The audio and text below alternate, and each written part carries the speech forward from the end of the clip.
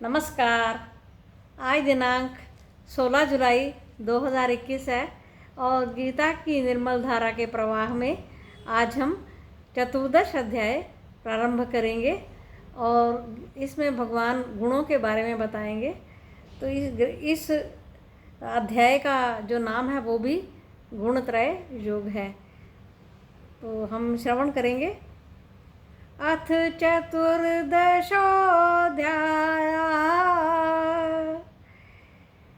गुणत्रय विभाग योग। श्रीभगवानुवाच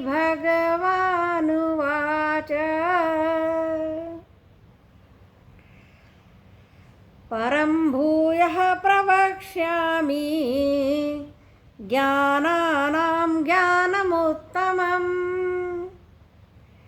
यज्ञात्वा मुनयः सर्वे परां सिद्धिमितो गतः। भगवान कहते हैं, अभी क्षेत्रज्ञ के विषय में भगवान ने बताया। अभी गुणों के बारे में बताते हुए भगवान कहते हैं, मैं दोबारा से ज्ञानों में से भी उत्तम ज्ञान कहूँगा, जिसको जानकर मुनि सभी तरह की सिद्धियों को प्राप्त होकर परम सिद्धि यानी मोक्षत्व को प्राप्त करते हैं। इस देह की समाप्ति के उपरांत विलीन हो जाते हैं, मुझ में ही, मेरे में ही वो विलीन हो जाते हैं, वो परम तत्व में विलीन हो जाते हैं, फिर उनका जन्म नहीं होता। आगे कहते हैं, इदं ज्ञानमुपाश्रित्य मम साधर्म्यमागतः सर्गेऽपि न उपजायन्ते प्रलये न व्यथन्ति च।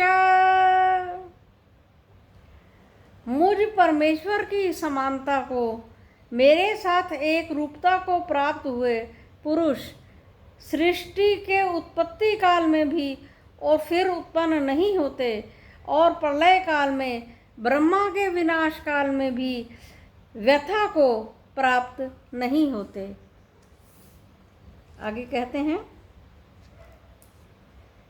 मम योनिर्महं ब्रह्म तस्मिन् गर्भं दधाम्यहम् संभवः सर्वभूतानां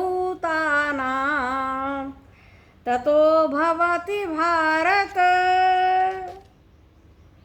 हे भारत, मैं क्षेत्र और क्षेत्रज्ञ इन दो प्रकृति रूप शक्तियों वाला हिरण्यगर्भ के जन्म के बीज के रूप में सब भूतों की उत्पत्ति का कारण हूँ, और वो मैं ही स्थापित करता हूँ। अर्थात हे भारत, इस हिरण्यगर्भ रूप गर्भाधान से ही सब भूतों की उत्पत्ति होती है। ये वेद वाक्य में भी एक आता है, हिरण्यगर्भः संवर्तताग्रे भूतस्य जातः पतिरेक आसीत् सदाधार पृथ्वीं द्यामुते मां कस्मै वेदाय कस्मै देवाय हविषा विधेम। अर्थात किस देवता की हम पूजा करें जो स्वयं ही हिरण्यगर्भ में स्थापित करता है, जो सभी भूतों का पति है। बात वही है, भगवान ने अलग ढंग से कही है। वेद में जिसको श्रुति कहते हैं वो अलग ढंग से कही गई है। आगे कहते हैं,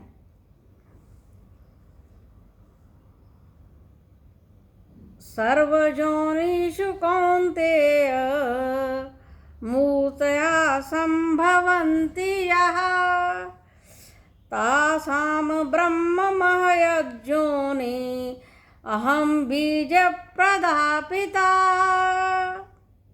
हे कुंती पुत्र अर्जुन, देव, पितृ, मनुष्य, पशु, मृग इत्यादि सभी योनियों में जो भी शरीराकार लिए हुए अंग प्रत्यंगों सहित जो उत्पन्न होती हैं, उन सब में गर्भ धारण करने वाली जो योनि है, और मैं ईश्वर बीज प्रदान करने वाला, मैं स्वयं ही गर्भाधान करने वाला पिता हूँ।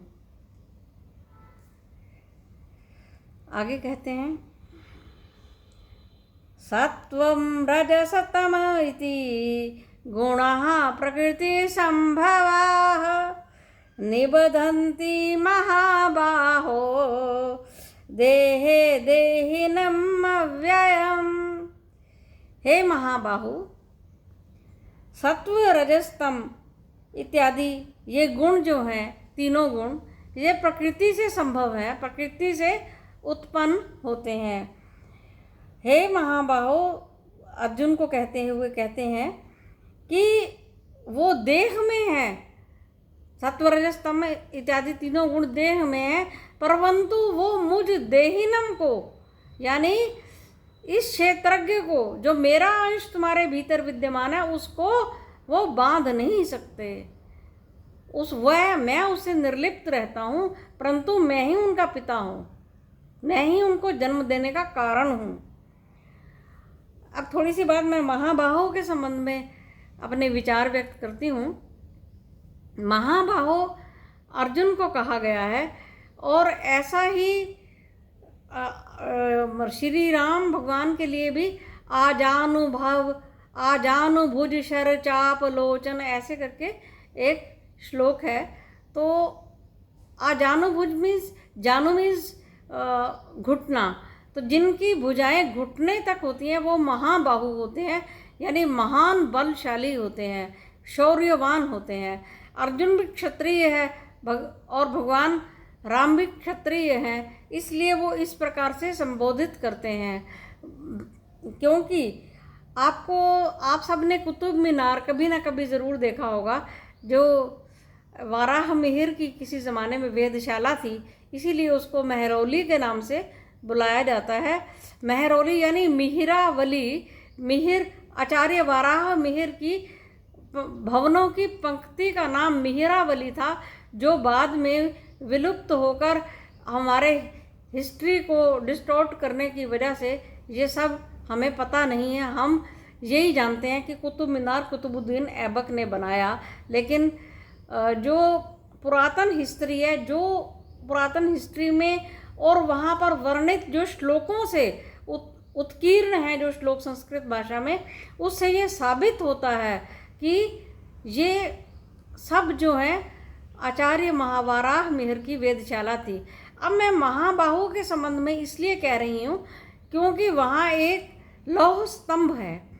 उस लौह स्तंभ को लोग ऐसे करके आलिंगन करके पकड़ते हैं, जिसकी भुजाएं उसको पूरी तरह से ऐसे बांध लें, उसको भाग्यशाली माना जाता है। जिसकी भुजाएं नहीं बनती तो वो कम भाग्यशाली माना जाता है। तो इसका मतलब जिसकी भुजाएं लंबी हैं, जो शास्त्रोक्त धारणा है वो यहाँ पर प्रूव हो रही है। इसलिए मैंने इस वाक्यार्थ का मैंने यहाँ पे उल्लेख किया है। धन्यवाद। आगे हम कल पढ़ेंगे। आपका बहुत बहुत धन्यवाद।